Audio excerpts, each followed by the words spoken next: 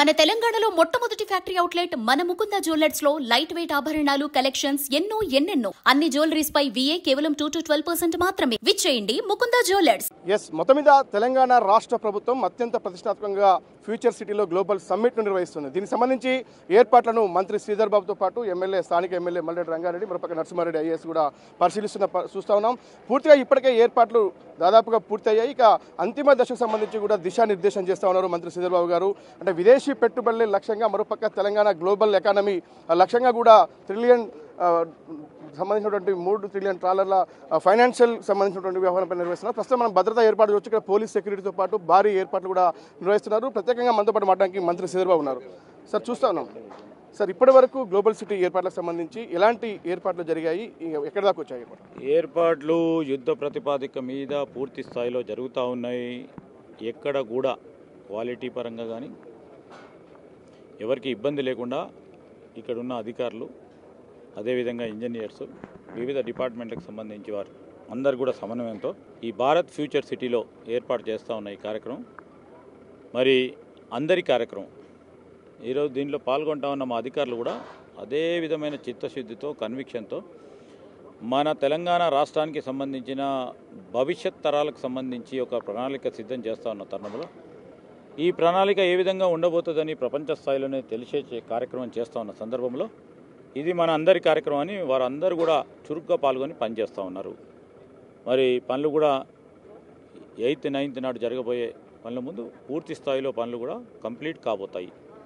ఆ క్రమేణా ఈరోజు ఇక్కడ కూడా మరి వివిధ దేశాలకు సంబంధించి, వివిధ రాష్ట్రాలకు సంబంధించి, మన రాష్ట్రానికి సంబంధించిన అనేక మంది వివిధ రంగాల్లో వారికి ఉన్న పేరు, నైపుణ్యానికి సంబంధించిన వారందరూ కూడా దాదాపు 2000 మంది దీంట్లో పాల్గొంటూ ఉన్నారు.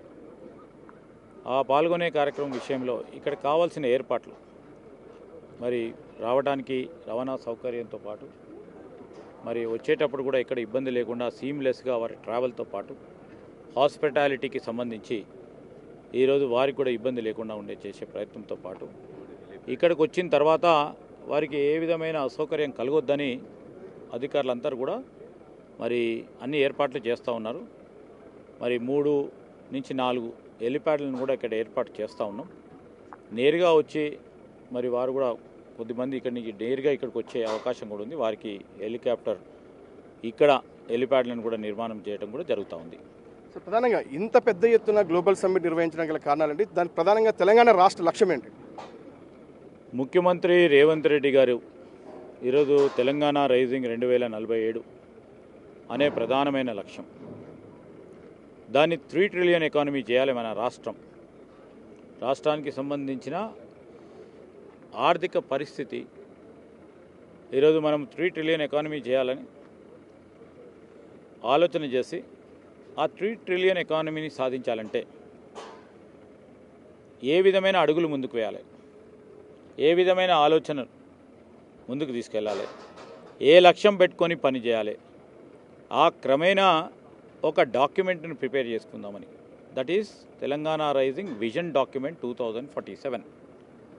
ఆ విజన్ డాక్యుమెంట్లో మరి మనకున్న వనరులు, మనకున్న శక్తి, మన ప్రజలకు సంబంధించిన వారి ఆలోచనలు, వారికి ఉన్న నైపుణ్యాలు, వివిధ డిపార్ట్మెంట్లకు సంబంధించి మనకున్న ఎఫిషియన్సీ, ప్రొడక్టివిటీని ఇంకా వేగవంతంగా ముందుకు తీసుకెళ్లే ప్రయత్నం ఏ విధంగా ఉండాలనే ఆలోచనతోనే ఈ విజన్ డాక్యుమెంట్ ముందుకు పెట్టబోతా ఉన్నాం. ఈ విజన్ డాక్యుమెంట్ కూడా మనం నిపుణులతో సంప్రదించి, దాన్ని మళ్ళా అధికారులతో కూడా సంప్రదించి, అధికారులు మళ్ళా తిరిగి ఆ డిపార్ట్మెంట్లకు సంబంధించిన వారి మిత్రులతో సంప్రదింపులు చేసి, ఈరోజు అందరితో సంప్రదింపులు చేసి మళ్ళా మరి సహచార మంత్రివర్గ సోదరులతో కూడా ముఖ్యమంత్రి గారు సంప్రదింపులు చేసి ఈరోజు ఒక విజన్ డాక్యుమెంట్ను రిలీజ్ చేయబోతా ఉన్నాం. తుది మెరుగులో ఉంది ఆ విజన్ డాక్యుమెంట్. ఆ విజన్ డాక్యుమెంట్ కూడా ఆచరణ యోగ్యమైనంగా ఉండాలని ముఖ్యమంత్రి గారి ఆలోచన. ఒక ఐడియలిస్టిక్ ఏం కాకుండా ఏదో డాక్యుమెంట్ రిలీజ్ చేస్తూ ఉన్నాం అని కాకుండా ఈరోజు ఈ విజన్ డాక్యుమెంట్లో ప్రిస్క్రైబ్ చేస్తూ ఉన్న ఆచరణ యోగ్యమైన ఆలోచన విధానాన్ని ప్రజల ముందర పెట్టి, ప్రజల భాగస్వామ్యంతో ఈరోజు ముందుకు పోవాలనే ఆలోచనని మేము విజన్ డాక్యుమెంట్, ఇది మా ప్రత్యేకమైన ఉద్దేశం, ప్రత్యేకమైన లక్ష్యం, తెలంగాణ రైజింగ్ గ్లోబల్ సమ్మిట్ చేస్తూ ఉన్న ప్రధానమైన ఆలోచన. సార్, ఇప్పటి వరకు మీరు సీఎం గారితో కలిసి విదేశాల్లో పర్యటించారు, చాలా పెద్ద ఎత్తున కూడా పెట్టుబడులు వచ్చాయి. కానీ ఇంకా ప్రపంచ స్థాయి పెట్టుబడులకు సంబంధించి కంపెనీస్ కానీ రావాలంటే దీంట్లో ఈ గ్లోబల్ సమ్మిట్లో ఎలాంటి ప్లానింగ్ చేస్తాం? డెఫినెట్లీ మంచి క్వశ్చన్ అడిగారు. ఈరోజు ప్రపంచ స్థాయిలోనే ఇంకా పెద్ద ఎత్తున పెట్టుబడులు రావాలి. పెట్టుబడులు ఎందుకు రావాలంటున్నాము?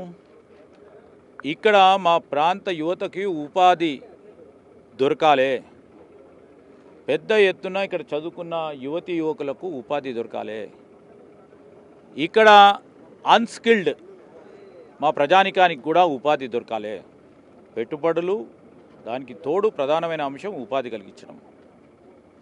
ఈరోజు పెట్టుబడులు రావాలి, ఉపాధి పెంచాలి అనే ఆలోచనతోనే మా సంకల్పాన్ని, మా లక్ష్యాన్ని ఈరోజు ఈ రాష్ట్ర ప్రభుత్వం తెలంగాణకు సంబంధించిన ఒక ప్రధానంగా మేము నిలబడతా ఉన్న దశాబ్ద కాలం, 2 దశాబ్ద కాలం, 3 దశాబ్దం, 4 దశాబ్ద కాలం నుంచి మేము ఈరోజు ఒక వాతావరణం, పారిశ్రామిక వాతావరణాన్ని, ఒక పటిష్టమైన పారిశ్రామిక వాతావరణం, ఒక పటిష్టమైన ప్రభుత్వానికి సంబంధించిన పాలసీ విధానాలు ఏ విధంగా ఇప్పటివరకు తీసుకెళ్ళాం, రేపు రాబోయే కాలంలో ఏ విధంగా ఉంటుంది. ఈరోజు అంతా కూడా నెట్ జీరో అంటే కార్బన్ ఎమిషన్స్ తక్కువ చేసుకొని మరి కొత్త ఎనర్జీ పాలసీని కూడా తీసుకురావటం, ఆ క్రమంలో రాబోయే కాలంలో కూడా ఇంకే పాలసీ విధానాలు తీసుకురావాలి. ఉదాహరణకి మా డిపార్ట్మెంట్కి సంబంధించి మేము ఎంఎస్ఎంఈ పాలసీ తీసుకొచ్చాం. మన రాష్ట్రం ఏర్పడ్డ తర్వాత, మా ప్రభుత్వం 10 సంవత్సరాల తర్వాత ఏర్పడ్డ తర్వాత మొట్టమొదటిసారి ఎంఎస్ఎంఈ ద్వారా ఈరోజు ఉపాధి రంగానికి పెద్దపీట వేయొచ్చు అని ఎంఎస్ఎంఈ పాలసీ తీసుకొచ్చాం. ఆ పాలసీ ఆచరణలో పెడతా ఉన్నాం. దాని ఫలితాలు 2 సంవత్సరాలు, 3 సంవత్సరాలు, 4 సంవత్సరాలకు, 5 సంవత్సరాలు పూర్తి స్థాయిలో కనబడతాయి. ఆ విధంగా రేపు జీసీసీ పాలసీ తీసుకొస్తాం. ఈరోజు లైఫ్ సైన్సెస్ పాలసీస్ తీసుకొస్తూ ఉన్నాం. విద్యుత్ రంగానికి సంబంధించి డిప్యూటీ సీఎం గారి ఆధ్వర్యంలో ఈరోజు కొత్త ఎనర్జీ పాలసీ తీసుకొచ్చాం. ఇప్పుడు కొత్త కృష్ణారావు గారు మరి టూరిజం పాలసీ తీసుకొచ్చారు. ముఖ్యమంత్రి గారి ఆలోచన మేరకు కొత్తగా మనం ఏం చేస్తే మన ప్రజానీకానికి ఉపయోగపడుతుంది, మన వాణిజ్యం వ్యాపారం ఏ విధంగా 10 ముందుకు తీసుకెళ్ళొచ్చు, దాని తదుపరి ఆదాయ వనరులు క్రియేట్ చేసుకొని దాన్ని ఏ విధంగా మనం సంక్షేమానికి ఉపయోగించవచ్చు అని ప్రధానంగా అభివృద్ధి, సంక్షేమాన్ని ఈ రెండింటికి పెద్దపీట వేస్తూ 3 trillion economy, 1 trillion economy by 2034 అని మా లక్ష్యంతో ముందుకు పోతా ఉన్నాం. దాన్నే ఈరోజు తెలంగాణ రైజింగ్ గ్లోబల్ సమ్మిట్లో చాలామంది పెద్దలు కూడా రాబోతూ ఉన్నారు.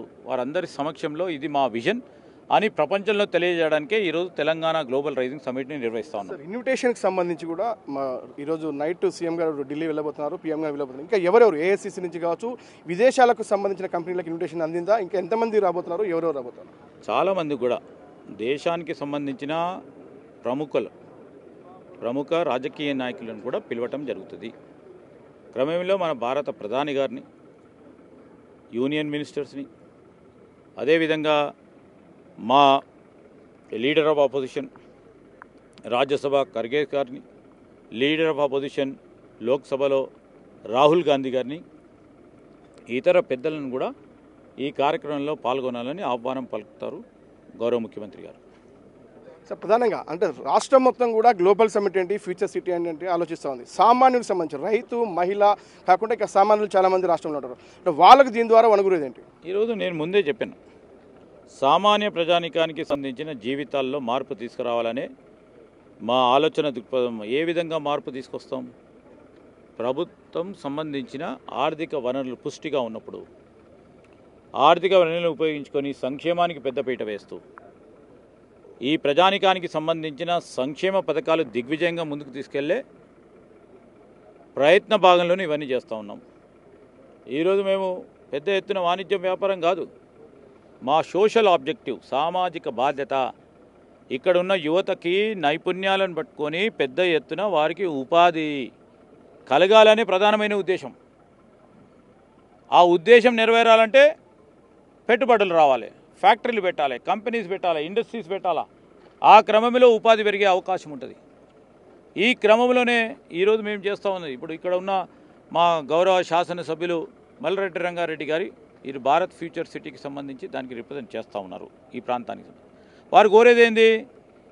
ఈరోజు ఈ ప్రాంత ప్రజానికానికి ఉపాధి కలగాలి, ఇక్కడ నైపుణ్యం ఉంది, ఇక్కడ ఇన్ఫ్రాస్ట్రక్చర్ విషయంలో కూడా రోడ్లు కానీ నీటి వసతులు కానీ ఇవన్నీ కూడా పకడ్బందీగా నెక్స్ట్ లెవెల్లో ఈ గ్రామీణ ప్రాంతంలోనే కేవలం హైదరాబాద్ మధ్యలో ఉన్న ప్రాంతవాసులకు ఏ విధంగానైతే రోడ్లు ఉంటాయో, ఏ విధంగా అయితే నీళ్ళు ఇస్తామో, ఏ విధంగానైతే బిల్డింగ్లు అనబడతాయో ఇక్కడ మీరు ఈ అభివృద్ధిని ముందుకు తీసుకెళ్ళాలని వారు పదే కోరుతూ ఉంటారు.